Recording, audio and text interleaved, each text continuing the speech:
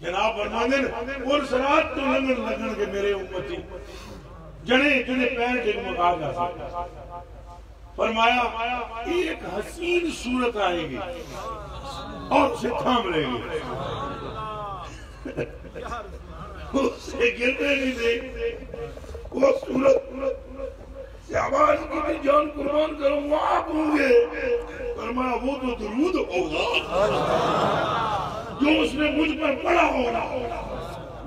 ارے جس پر پڑھا ہوا درود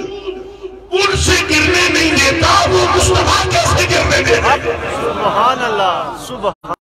سبحان اللہ بس حضور سے محبت بندی کرو اور